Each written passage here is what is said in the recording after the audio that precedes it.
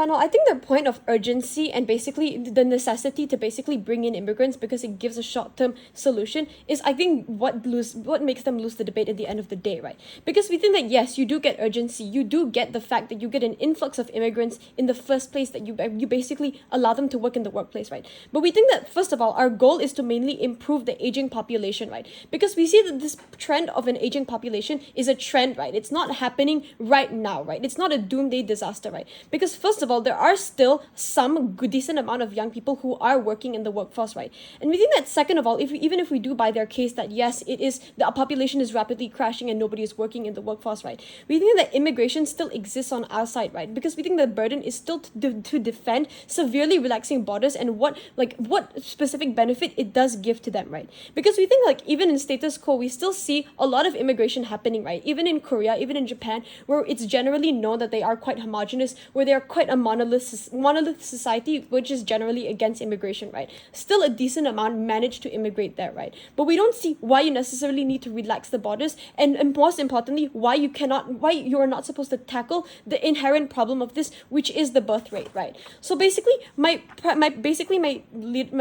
leader of opposition told you two things, right? Basically, how we get this long-term solution, right? And I'm going to be expanding more about it because we think that first of all, a long-term solution is only achieved on our side of the house, right? Because we already talked about why urgency isn't necessarily a number one priority, right? Because why, right? Even though you might have an initial influx of people in the first place, right? We think that by the fourth or the third or the fourth generation, right, their average amount of kids per woman will severely decrease and just become the same as the regular population, right? Meaning that the population will just stabilize to whatever rate it was like 20 years ago, right? And we think that this is obviously due to better access to family planning, better healthcare, better population, etc., right? I think that we all learn this in geography. It's basic geography 101, right? That when you have a developed country who can provide better healthcare, you generally have the number of women having children going down, or basically women having children later in life, right? And we think that secondly, you don't incentivize people to have kids in the first place, right? Which is what is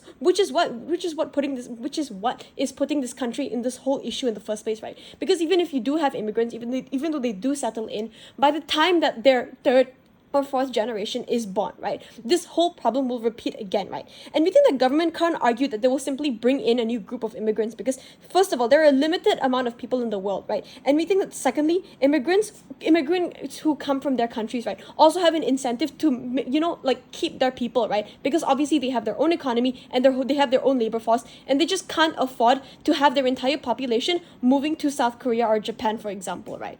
And we think that secondly, you also need a lot of effort. You need a lot of money to move countries in the first place, right? It's not an easy task, right? And you need to rehaul your entire life, especially giving up something, especially if you're poor, right? Meaning that the rate of immigration, when you have a waning population, especially when you have no more immigrants who are willing to move, this is where the problem occurs, guys. This is where the long-term issue arises, and this is how we solve it at the end of the day, right? So what does incentivizing birth rates look like, and why is it more effective in our case, right? We think that first of all, why are birth rates even low in the first place, right? Because we think that there's a natural factor with women generally having, basically when they have an education, they generally have less children, right?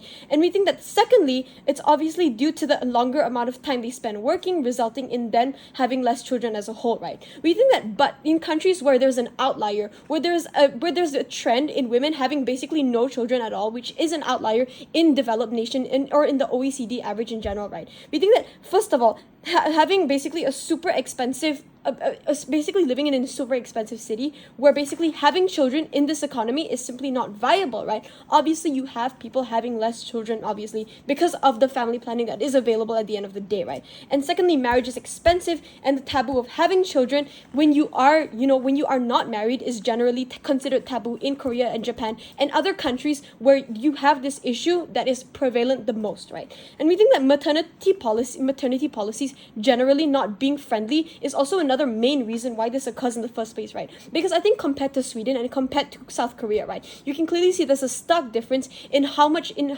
how generous they are with their maternity policy, with Sweden giving literally an entire year to mothers, and South Korea basically not paying you if you basically have children, right? So basically it's sort of a punishment for women having children, which is why this problem generally occurs in the first place, right? So now that we've addressed this, we can clearly see that actually putting policy to solve these issues in the first place tackles the root problem of it and allows a new generation of people to grow up and enter the workplace, right? And we think that second argument, right? Why do we think that a sudden reduction or relaxation in requirements for immigration is generally bad, right? Why do we prefer having people in their own countries growing up and entering the workforce, right? Because we think that, first of all, side opposition, just to clarify, we're not anti-immigration. This debate is not about whether we're pro-immigration or anti-immigration, right? But we are against a sudden influx of immigrants, especially when it happens in a short amount of time, right? Especially looking at the current global situation where we have so many countries who are against immigrants, who are against immigration, right? We have a disturbing amount of people who join factions that actively call immigrants,